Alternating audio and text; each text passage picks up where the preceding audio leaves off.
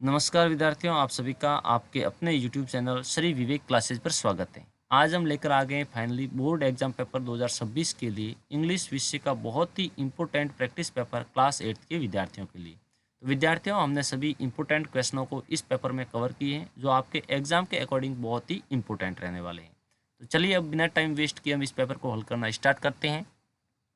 तो विद्यार्थियों, एग्जाम में आपको पेपर हल करने के लिए समय मिलेगा 2.5 घंटे का और ये पूरा पेपर आपके 80 अंकों का रहने वाला है। तो इस पेपर की हम शुरुआत करते हैं पार्ट फर्स्ट से, जिसमें आपके ऑब्जेक्टिव टाइप के क्वेश्चन कवर किए गए। तो लेट्स गो स्टार्ट।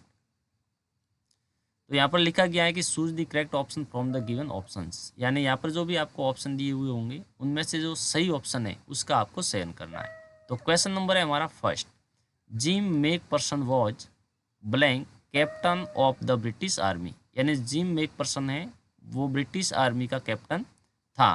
तो इसके लिए हमें आर्टिकल यूज करना है, यानी ए एंड द का प्रयोग करना है। तो यहाँ पर हमारा राइट ऑप्शन हो जाएगा ए और आर्टिकल हमारा आ जाएगा ए, क्योंकि कैप्टन है ये ब्रिटिश आर्मी का कैप्टन है और एक देश के अंदर काफ़ी बटालियन होती है और उसके अंदर कई सारे कैप्टन होते हैं। तो ये कोई विशेष पद नहीं है, इसी कारण से यहाँ पर हमारा आर्टिकल ए है वो बिल्कुल करेक्ट हो जाएगा। द आर्टिकल का प्रयोग हम तब करते हैं जब कोई विशेष व्यक्ति या विशेष पद की बात करते हैं जो केवल एक मात्र होता है। अब क्वेश्चन नंबर है second, which of the following word is not related to mountain climbing, यानी पर्वत पर चढ़ने के लिए इनमें से कौन सा ऐसा वर्ड है, ऐसा पॉइंट है जो हम उसमें यूज नहीं करते हैं।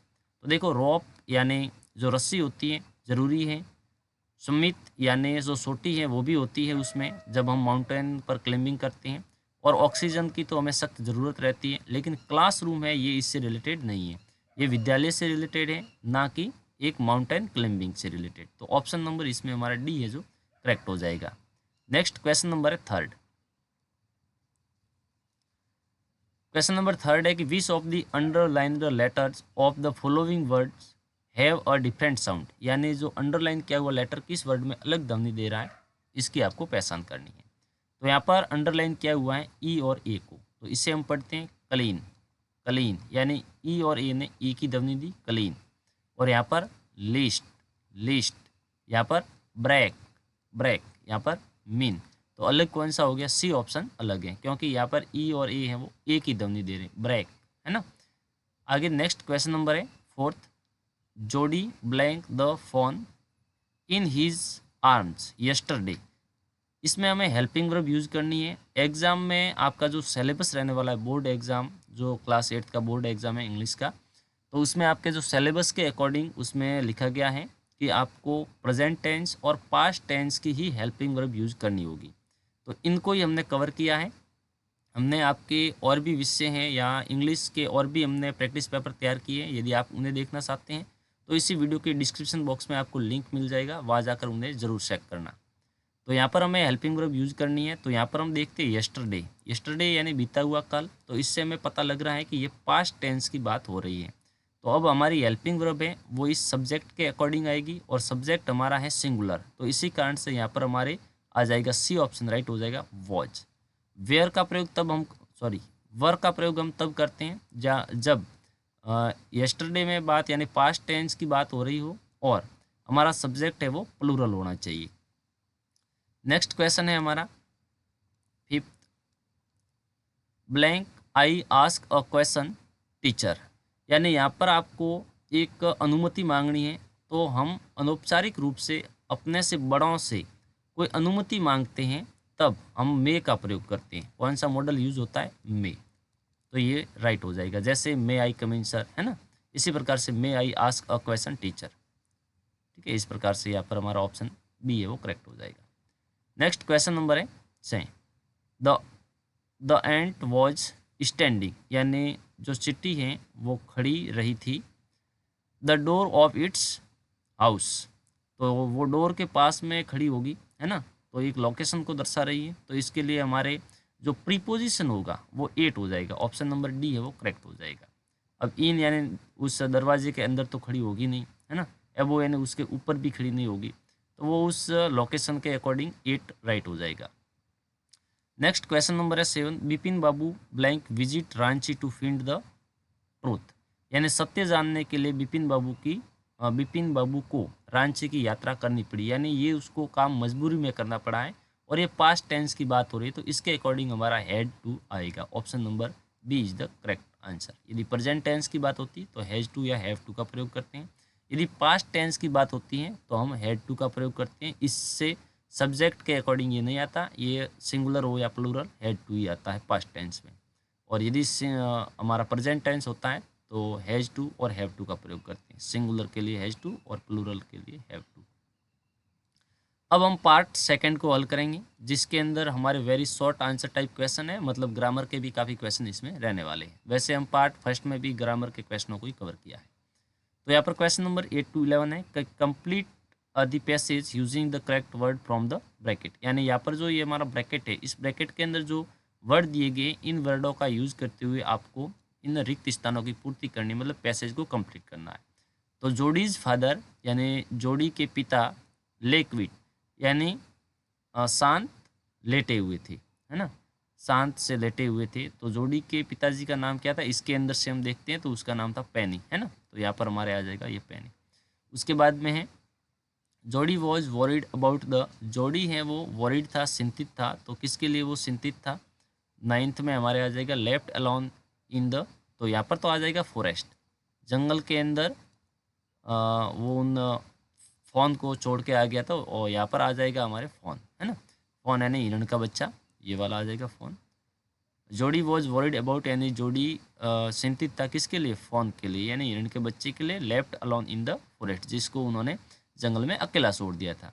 ही asked to help him find it, यानी उनको ढूंढने के लिए, उनकी सहायता के लिए उन्होंने किससे पूछा, किसकी सहायता ली, तो उन्होंने ली थी मिलविल की, है ना। तो मिलविल आपके यहाँ पर आ जाएगा। नेक्स्ट क्वेश्चन आपके जो 12वां क्वेश्चन है, जिसके अंदर आपको क्या बताना है कि राइट द प्लूरल फॉर्म, यानी आपको प्लूरल फॉर्म लिखनी है, सिंगुलर टू प्लूरल।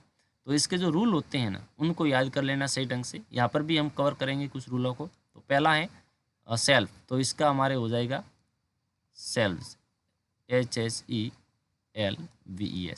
यहाँ पर हमने VES यूज क्यों किया, क्योंकि जिस नंबर के अंत में, जिस नाउन के अंत में एफ या एफ ही होता है, तो एफ या एफ ही को हटाकर हम VES लगा देते हैं ना, तो वो सिंगुलर से प्लूरल फॉर्म में आ जाता है।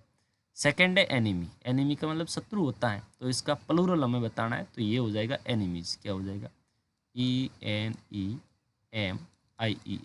यहाँ पर हमने IES यूज किया, क्यों, क्योंकि यदि किसी नाउन के अंत में वाई होता है और वाई से जस्ट पहले कोई कॉन्सोनेंट होता है, जैसे ए में एक कॉन्सोनेंट है, तो हम वाई को हटा देते हैं और वाई के स्थान पर IES यूज करते हैं।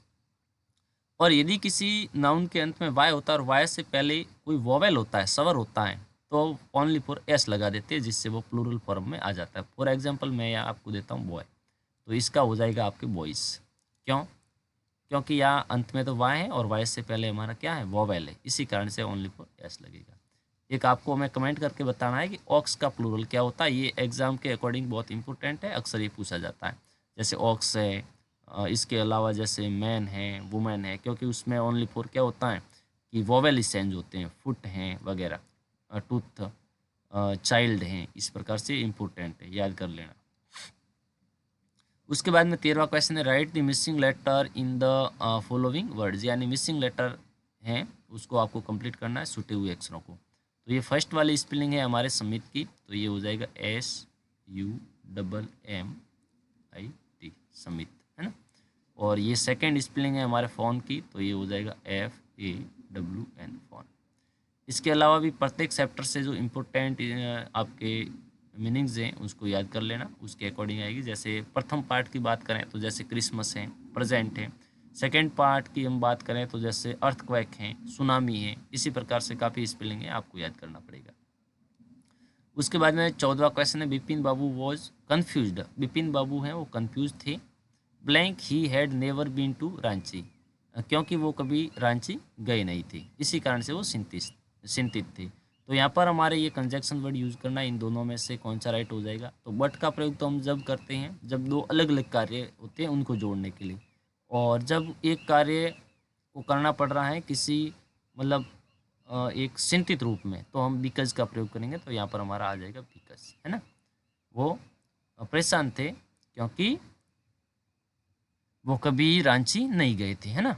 उसके बाद में क्वेश्चन नंबर है 15, arrange the following word in the proper order to make meaningful sentences. यानी यहाँ पर जो आपके उल्ट पुल्ट वर्ड दिए गए हैं उन वर्डों को यूज करते हुए आपको एक प्रॉपर ऑर्डर में एक सेंटेंस बनाना है। तो यहाँ पर फर्स्ट वाला है was, make, person, gym, brave और मैन। तो इसको यदि हम प्रॉपर ऑर्डर में लिखेंगे तो सब्जेक्ट होगा वो हमारा पहले आएगा, और सब्जेक्ट है हमारा जिम मेक पर्सन, तो ये जिम मेक पर्सन पहले आ जाएगा। उसके बाद में हेल्पिंग वर्ब जो हमारा वॉच है तो ये वॉच आ जाएगा। उसके बाद में हमारा ऑब्जेक्ट के अकॉर्डिंग आ जाएगा, वर्ब के अकॉर्डिंग उसके बाद में ऑब्जेक्टिव।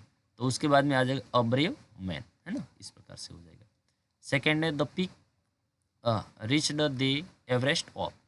वैसे तो ये जो आपका चैप्टर है वो हटा दिया गया है, लेकिन एग्जाम के अकॉर्डिंग अभी भी वो बहुत इंपॉर्टेंट है। उनमें से अनसीन पैसेज पूछ लिया जाता है या फिर ग्रामर से रिलेटेड क्वेश्चन पूछ लिए जाते हैं। तो इसी कारण हमने उस क्वेश्चनों को कवर इसमें किया है। तो इसको यदि हम प्रॉपर ऑर्डर में लिखते हैं तो ये हो जाएगा हमारा जो सब्जेक्ट है दी वो सबसे पहले आ जाएगा। उसके बाद में हमारा मेन वर्ब आ गया रिच द, और उसके बाद में object the peak of Everest, इस प्रकार से। नेक्स्ट हमारा क्वेश्चन नंबर है 16, fill in the blank with the help word give in the bracket. यहाँ पर भी ब्रैकेट में कुछ वर्ड दिए गए, इनका प्रयोग करते हुए आपको इन रिक्त स्थानों की पूर्ति करनी। दो क्वेश्चन दिए गए हैं। तो यहाँ पर फर्स्ट है Jim Macpherson wrote a blank to his wife Connie. यानी उन्होंने जिम मेक पर्सन ने अपनी पत्नी को लिखा, क्या लिखा था, तो लेटर लिखा था। तो यहाँ पर आ जाएगा हमारा लेटर। सेकेंड है the blank sang all summer and had no food for winter. यानी पूरे समर में उन्होंने गाते ही रहे, उन्होंने कोई भी फूड है वो नो फूड फॉर विंटर, यानी विंटर में कोई फूड उन्होंने इकट्ठा भी नहीं किया और न ही कोई फूड था। तो कौन गा रहा था, पहले चैप्टर के जो पहली पोएम है उसके अकॉर्डिंग ही है, the ant and the cricket, उसके अकॉर्डिंग। तो एंट है वो तो गा नहीं रहा था, वो तो मेहनत कर रहा था। क्रिकेट था वही तो गा रहा था, तो यहाँ पर हमारे आ जाएगा क्रिकेट, है ना, झिंगुर।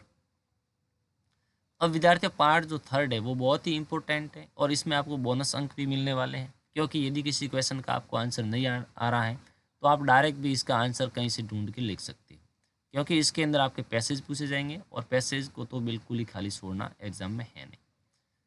तो यहाँ पर हमारा पहला पैसेज है कि read the passage carefully and answer the question given below. यहाँ पर आपको एक पैसेज दिया गया है, इस पैसेज को कंप्लीट रूप से पढ़ना है और उसके बाद में दिए गए क्वेश्चनों के आंसर करने हैं। तो विद्यार्थियों मैं आपको यही गाइड करूँगा कि एग्ज़ाम में भी आपको एक बार आपको अलग से टाइम मिलता है पेपर को रीड करने के लिए, तो एक बार अवश्य धैर्य के साथ में सही ढंग से समझते हुए पैसेज को कंप्लीट रूप से आपको पढ़ना है। उसके बाद में आपको क्वेश्चनों के आंसर करने हैं, ठीक है। तो ये हमारा पैसेज है, वीडियो को आप पॉज करके इसको पढ़ लो। मैं डायरेक्ट आपको इनके क्वेश्चनों के आंसर की तरफ लेके चलता हूँ। तो यहाँ पर हमारा फर्स्ट क्वेश्चन है 17वें का, why was the writer in a happy frame of mind. यानी जो राइटर हैं, लेखक हैं, वो हैप्पी मूड में क्यों था, क्योंकि कुछ अनोखा होने वाला था, है ना। तो ये फर्स्ट चैप्टर से ही हमारा ये पैसेज है। The writer was in a happy frame of mind because something wonderful, क्योंकि कुछ आश्चर्यजनक होने वाला था, had just happened that he wanted to tell Connie at once, जिससे वो कुछ मतलब कुछ अनोखा होने वाला था, इसी कारण से तो वो पत्र लिख के अपनी कोनी को भेजता है, अपनी पत्नी कोनी को भेजता है कि भाई कुछ अनोखा होने वाला है ना। तो इस प्रकार से सेकंड क्वेश्चन है what did Fritz to first. यानी फ्रीज जर्मन सैनिकों ने पहले क्या किया, तो जर्मन सैनिकों ने पहले झंडा हिलाया था, है ना। तो यहाँ पर इसका आंसर हो जाएगा first Fritz waved a white flag from the trenches opposite and called out happy Christmas Tommy. Second है थर्ड क्वेश्चन है इसका, राइट द ओपोजिट, आपको ओपोजिट वर्ड देना है तो पैसेज के अंदर से एनिमी का, तो एनिमी का मतलब शत्रु होता है, तो इसका ओपोजिट आपके हो जाएगा फ्रेंड।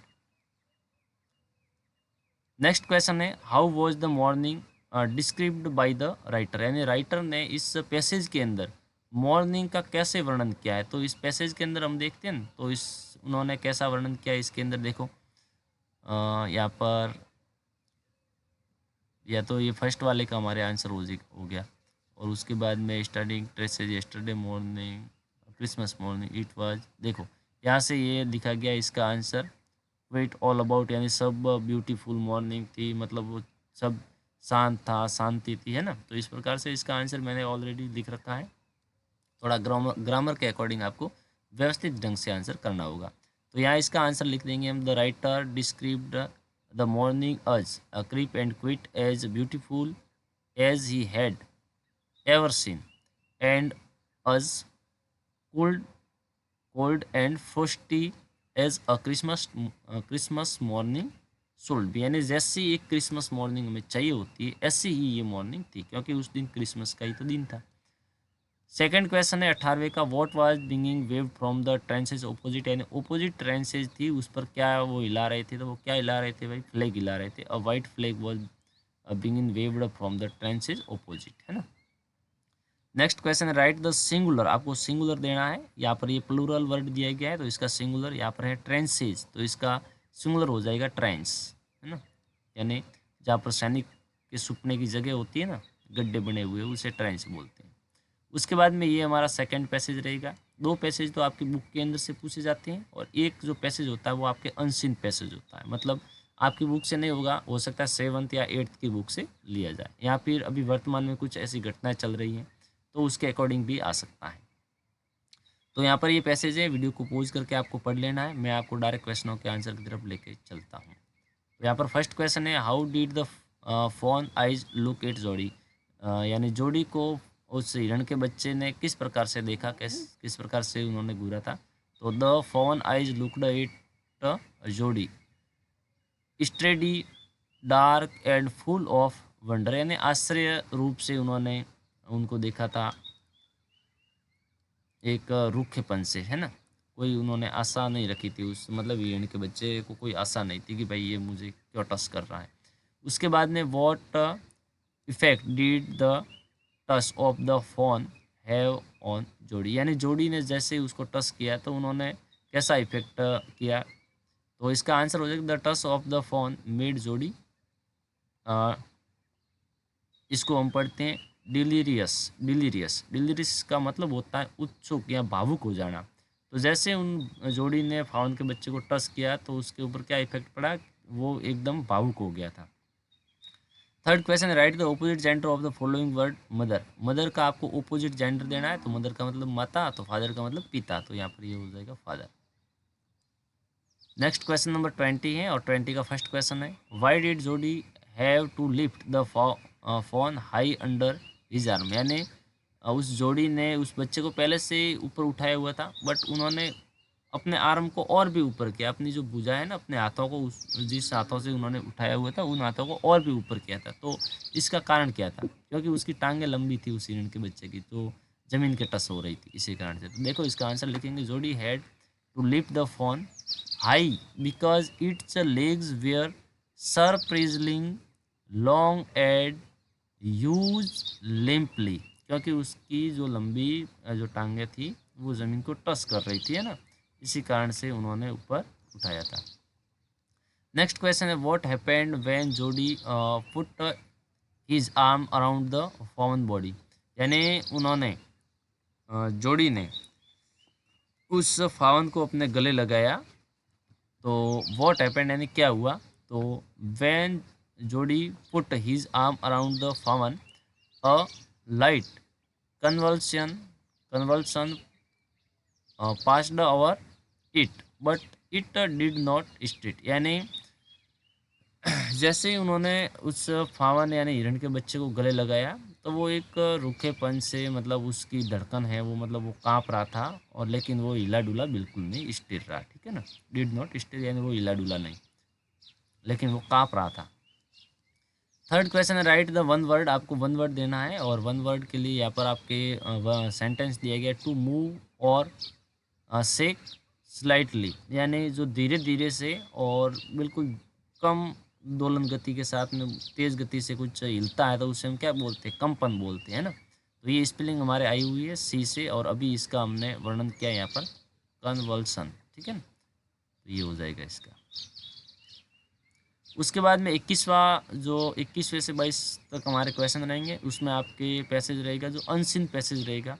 तो यहाँ पर ये एक पैसेज दिया गया है, इस पैसेज को पढ़ना है और ये इम्पोर्टेंट है एग्जाम के अकॉर्डिंग। वैसे हमने इसको एक और मॉडल पेपर में भी इसको कवर किया है और यहाँ पर भी इसको हमने लिया है। एक और हमारा आज लास्ट एक पेपर आने वाला है, प्रैक्टिस पेपर, जो आपके एग्ज़ाम के अकॉर्डिंग बहुत ही इंपॉर्टेंट रहेगा। तो एक बार उसको आप ज़रूर देखना। वीडियो को लाइक कर लेना इसको, और चैनल को सब्सक्राइब कर लेना, ताकि आप जो हमारे नई वीडियोज़ की अपडेट आती है वो सबसे पहले आप तक पहुंच सकें। तो यहाँ पर पहला क्वेश्चन है, what was the little boy try to do, यानी जो छोटा बच्चा है वो क्या करने की कोशिश कर रहा था। तो छोटा बच्चा है वो डोर बेल बजाने की कोशिश कर रहा था। इसका आंसर मैंने लिखा नहीं है, बट इस पैसेज के अंदर से मैं आपको दिखा देता हूँ। तो वॉकिंग स्लोली लॉन्ग हिस्सा, और देखो, a little boy who was trying to reach a doorbell which was too high for him, यानी एक छोटा बच्चा है वो उस डोर बेल तक पहुंचने की कोशिश कर रहा था। और उसके बाद में सेकंड क्वेश्चन है, why did the boy want to run away, यानी छोटा बच्चा, वो जो बच्चे थे वो भागने की कोशिश क्यों करते थे, क्योंकि उन्होंने मतलब दूसरों को प्रेशन करने के लिए वो डोर बेल बजा रहे थे। तो वो कहते हैं कि अब हम भाग जाएंगे ऐसा। तो यहाँ पर देखो, no we will run away, है ना। A little boy looked up at him and said, now we will run away, come on we shall be caught, हम भाग जाओ नहीं तो हम पकड़े जाएंगे, इसी कारण से। उसके बाद में यहाँ पर एक वन वर्ड देना है, तो a man who is polite and well behave, तो उसे हम बोलते हैं जेंटलमैन। और इसका फिर आगे क्वेश्चन है, why could the little boy not reach the door bell, यानी क्यों नहीं पहुंच पा रहा था छोटा बच्चा, क्योंकि उसकी हाइट कम थी, है ना। उसके इसके आंसर में इस पैसेज के अंदर ऑलरेडी दे रखे हैं, और यहाँ पर मैं इसको फटाफट से इसलिए हल करवा रहा हूँ क्योंकि इसको पहले हमने उल्लेख किया हुआ है, इसी कारण से। यदि आपने नहीं देखा है उस वीडियो को तो डिस्क्रिप्शन बॉक्स में लिंक मिल जाएगा, जाके ज़रूर चेक कर लेना। उसके बाद में, what did the old man have explain to the owner, यानी उस ऑनर को किस प्रकार से वो एक्सप्लेन करेगा, क्योंकि भाई उन्होंने वो डोर बेल तो उस फिर बूढ़ा व्यक्ति वो बजा देता है, तो और बच्चे वो भाग जाते हैं। अब जो ऑनर होगा वो तो गुस्से में आएगा उसके पास, तो उनको वो किस प्रकार से समझाएगा, तो ये किस प्रकार से मेंशन करेगा वो इसमें लिखा गया है। उसके बाद में, how did the old man push the door bell, यानी जो ओल्ड मैन था उसने डोर बेल को किस प्रकार से दबाया था, तो उन्होंने इतना ज़ोर से दबाया था कि उसकी ध्वनि है वो पूरे घर में आसानी से सुनाई दी होगी। अब देखो, क्वेश्चन नंबर जो आपके 23वां होगा उसके अंदर आपको 4-5 सेंटेंस मिलेंगे, और उसको एक टाइम पीरियड के अनुसार आपको सही करना है। उल्ट पुल्ट सेंटेंस मिलेंगे, ठीक है। तो यहाँ पर ये जोड़ी वाले चैप्टर से हमने इन पॉइंटों को लिया है। तो ये हमारा फर्स्ट जो लाइन है वो इस प्रकार से रहेगी, Jody ask his father to bring the fawn home. और सेकंड है, the doe was killed to save Penny's life, Jody and Millwheel went into the forest, Penny Baxter have permission to Jody. और उसके बाद में, at last Jody found the fawn and carried it back. तो इस प्रकार से ये sentence है, और इसको समय के अनुसार हम सही करते हैं तो ये इस प्रकार से हो जाएगा। सबसे पहले क्या हुआ था कि उस हिरण की माँ है डो, वो उसको मार दिया गया था उस पेनी के लाइफ के लिए, है ना। फिर हमारे ये आ जाएगा, जोड़ी है वो फिर अपने पिताजी को पूछता है कि भाई मैं उन बच्चे को घर ले आ जाऊँ। उसके बाद में, पेनी Bector have permission to Jody, और फिर वो परमिशन मांगते हैं। और नेक्स्ट है, जोड़ी and Millwheel went into the forest, दोनों जंगल में जाते हैं, और उसके बाद में वो फाइनली घर पे भी लेके आ जाते हैं, ठीक है। इस प्रकार से ये 3 पैसेज है, ये 3 के 3 पैसेज हमारे 10-10 अंकों के रहते हैं। तो इसी प्रकार से 10 इंटू 3 इज इक्वल टू 30, यानी 10 इंटू 3 इज इक्वल टू 30, यानी ये 30 अंकों के रहते हैं। तो आसानी से आप इसमें 20 अंक प्राप्त कर सकते हैं, मान लो आपको कुछ भी नहीं आ रहा है तो भी, क्योंकि खाली छोड़ना नहीं है, सेम टू सेम लाइन आपको दिखे वो आपको कॉपी करके डाल देनी। अब पार्ट जो फोर्थ है वो भी आपके 20 अंकों का रहने वाला है, जिसमें आपको या तो एक लेटर लिखना होगा, या फिर आपको एक एप्लीकेशन लिखना होगा। लेटर या एप्लीकेशन इन दोनों में से एक लिखना है, या फिर आपको स्टोरी नेक्स्ट आपके होगा, उसमें या तो आपको एक स्टोरी लिखनी है या फिर आपको एक पैराग्राफ लिखना है ना। तो आप 24वां क्वेश्चन है, यहाँ पर लिखा गया कि यू आर रमेश या Rashmi, a student of class 8 studying in government secondary school Jaipur, write an application to your principal requesting him to grant you leave for 3 days as you have an urgent piece of work at your home, यानी आपके घर पर ज़रूरी कार्य है, और इसी कारण से आपको एक अपने प्रधानाध्यापक जी प्रिंसिपल सर को आपको एक एप्लीकेशन लिखना है ना। तो ये इम्पोर्टेंट है। अब यदि ये याद कर ले तो इसके साथ में, आप बीमार हो तो उसके लिए आ जाए तो वो आप लिख सकते हो, आपके घर पर शादी है तो भी ये का ये यूज़ कर सकते हो, थोड़ा सा आपको बदलाव करना है ना। तो इसी प्रकार से ये इम्पोर्टेंट है। इसके अलावा जो इम्पोर्टेंट एप्लीकेशन है इम्पोर्टेंट लेटर है, स्टोरी है, इनके लिए हमने अलग से एक प्लेलिस्ट बनाई हुई है। आप कमेंट बॉक्स में डिस्क्रिप्शन बॉक्स में जाकर उनको चेक कर लेना। यहाँ पर लेटर भी दिया गया है, या तो आपको एक एप्लीकेशन या फिर एक लेटर, एक आपको काम करना है। नेक्स्ट आपके हैं राइट द शॉर्ट पैराग्राफ, या तो आपको एक पैराग्राफ लिखना होगा या फिर आपको एक लिखनी होगी स्टोरी। तो यहाँ पर दोनों ही इंपॉर्टेंट पॉइंट हमने यहाँ कवर किए हैं। तो इन थ्रस्टिक रो वाली आपको स्टोरी सही ढंग से याद कर लेनी है, और यहाँ पर पैराग्राफ हमारे दिया गया है, हाँ, इम्पोर्टेंस ऑफ ट्रीज, यानी पेड़ों का महत्व है, बहुत ही इम्पोर्टेंट है, तो इसको याद कर लेना है। तो आशा करते हैं कि ये वीडियो आपको अच्छा लगा होगा। और इनके आंसर मैंने क्यों नहीं दिखाए, क्योंकि इनके ऊपर मैंने ऑलरेडी पहले से एक प्लेलिस्ट पूरी तैयार की हुई है, आप वहाँ जाकर उनको चेक कर लेना। तो दोस्तों अब हम मिलेंगे किसी और वीडियो में, तब तक के लिए आप सभी को हमारी तरफ से जय हिंद, वंदे मातरम।